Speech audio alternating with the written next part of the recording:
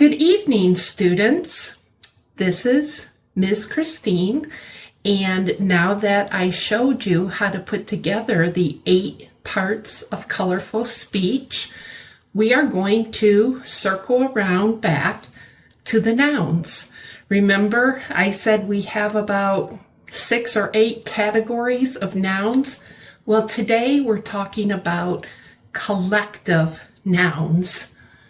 Collective nouns are for groups of people, animals, or things. Now, let's talk about things first. This is a collective noun, cluster of stars. So there's stars in the sky, and we call the group, remember, collective is a group. We call the group cluster. Rosary of beads. This is a group. This is a rosary. If you're Catholic and you want to pray, you say a Hail Mary for each bead on the rosary. Okay? So the rosary is a group. Turf of grass.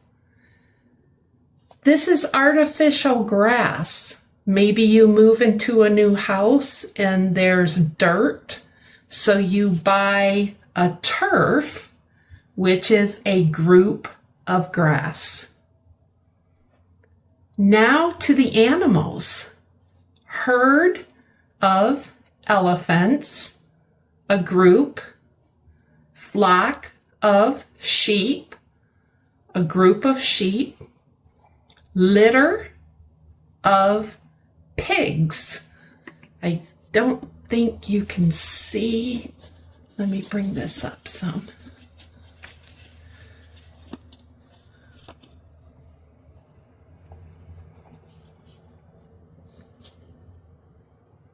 There we go.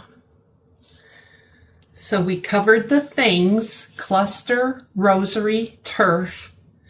The 3 animal groups, herd, flock, litter. Now when I say litter of pigs, the TT does not sound like T. It sounds like DD, like dog. Litter. Litter of pigs. A group.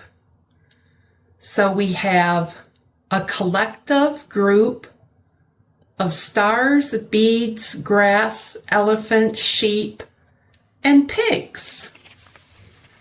Okay, now let's go ahead and look at people.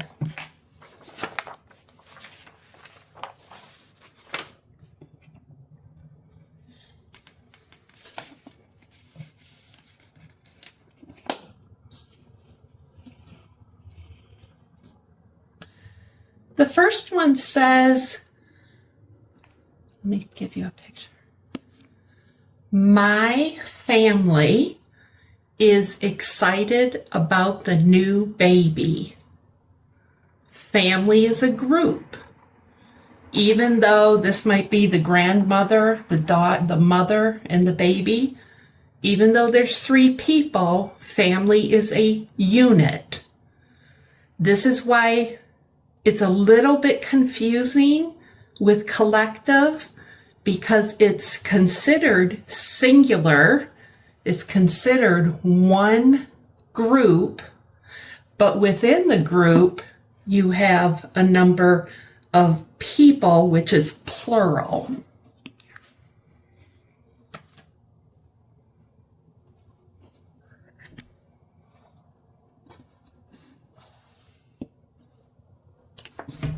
The next one is the team.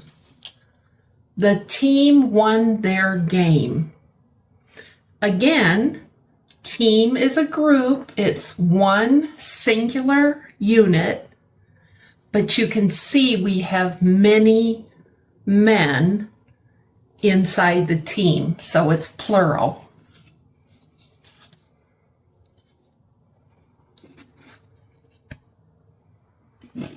I hope you can see this picture.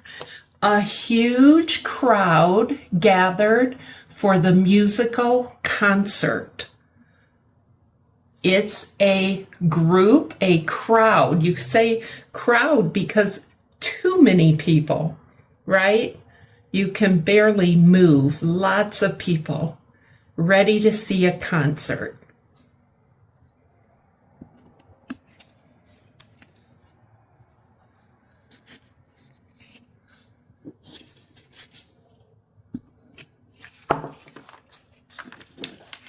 This one I need to move up. The audience was eager to watch the movie Wicked. So here is the audience. They're all sitting in the movie theater waiting to watch Wicked.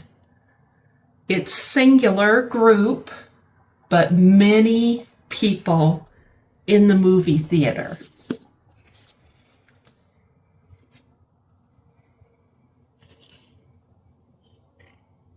Let me put this up this way. The community group danced to music at the festival. Again, here's the community. It's a group of people, singular, but within the group we have plural, many characters.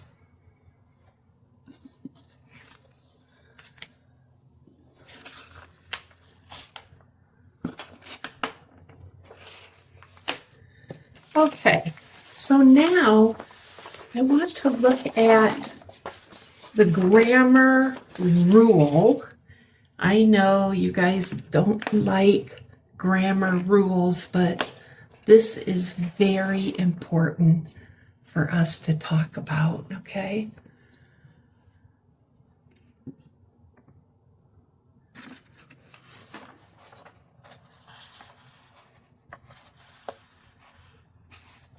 Okay, so it says matching singular verbs and pronouns. What does that mean? Not following subject-verb agreement sounds glaringly illogical. Proper grammar maintains cohesion. Woo! That's almost intermediate level to explain, right? So let's make it easier. Not following subject-verb agreement. The subject is in the red, the verb is in the green. These two have to agree. Because if it's wrong, it can sound glaringly. Remember I said purple is the adverb? A lot of adverbs have ly. Okay, glaringly means just like when you're driving your car and you can't see at night because somebody's lights are glaring, they're very strong.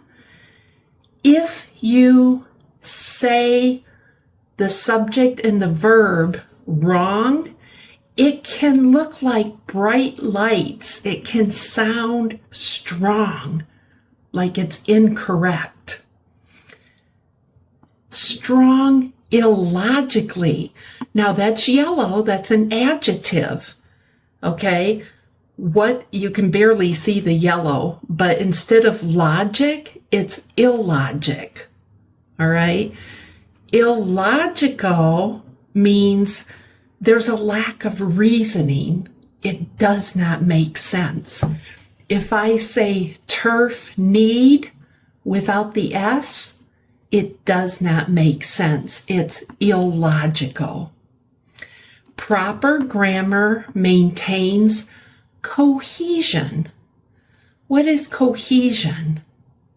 It's when the parts of the whole fit together well.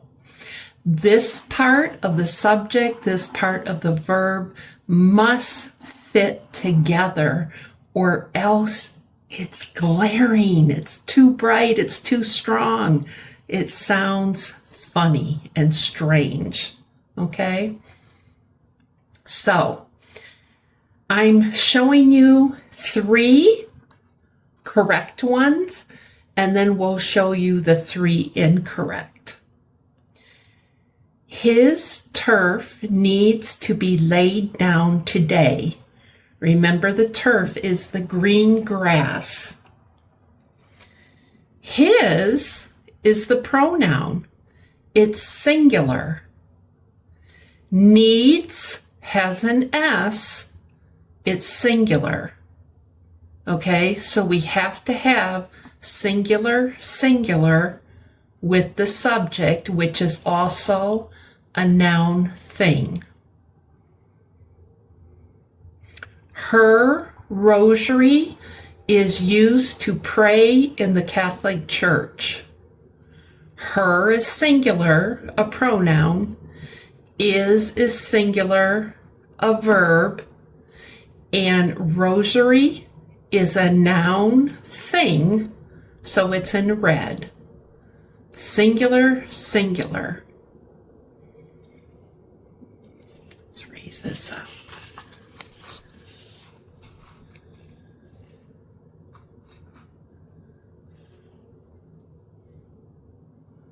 A star cluster is a group of stars held together by mutual gravitation. Here we don't have the pronoun. We don't have pronoun, but we do have the verb. And remember, cluster is one group, so we need is, not are. Just like this is, it's not are. Okay? Now, if we look at the incorrect, I might have to bring these down, bring this up here.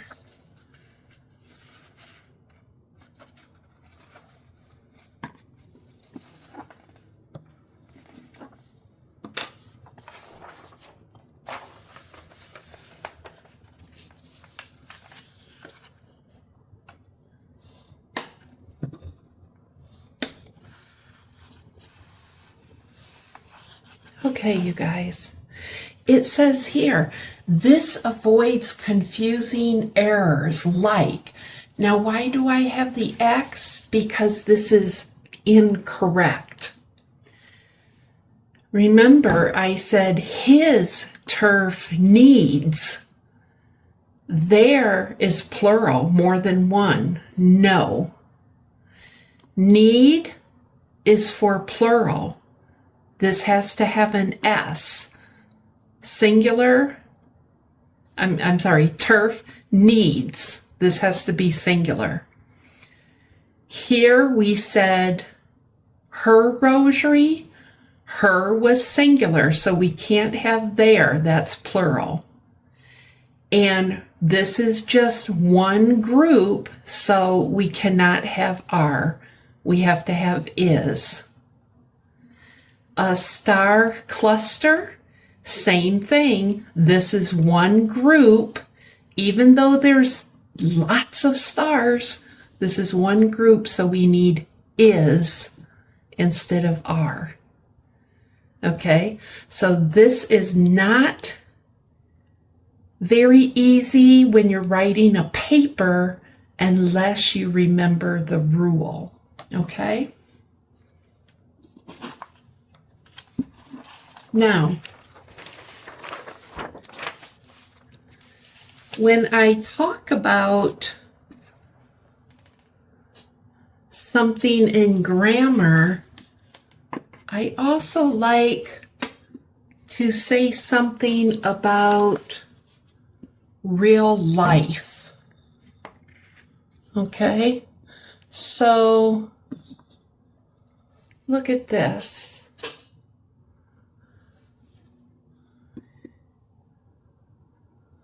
Move this over so you can see it. Okay, so today's lesson was about collective nouns. Collective nouns. This says collective bargaining. Now, if I say collective bargaining, this is the adjective and this is the noun idea. Remember, we said ideas you can't see, you can't touch. This is like a lot of countries bargain. You know, in America, if they say something is $20, we pay $20. But in a lot of countries, they expect you to bargain and you say, will you take $7.50? And they say, no, but I'll take $8.50. So you negotiate, you bargain. Well, here in America, we have the National Labor Relations Act. This gives you the right to bargain with your employer, the person you work for, through a representative you and your coworkers choose. So that means if you have a union at your job, your coworkers, the people you work with, you guys vote to have a representative, a person that will talk to the union people, and they will fight for you. They will fight for good working hours. They will fight for wages, that's pay. Maybe your employer is not paying you enough per hour, and you want the union to fight for more wages. Maybe you're fighting for better benefits, medical, dental. It can be a number of issues, but we call that collective bargaining because the collective is everybody you work with. All right? So even though we're talking about collective nouns, there is something in the real world called collective bargaining that is very important, and it happens all the time that people are negotiating better wages, better benefits, better working hours. When you look at all these hands, that reminds me of your 8 parts of grammar speech because they're in different colors. And you can think of the 8 parts of grammar as collective. And when you put them together right, then you have a beautiful sentence. Okay? So this lesson was on collective nouns. And remember, the color for nouns is red. You guys have a great night, and I'll see you on the next video. Bye.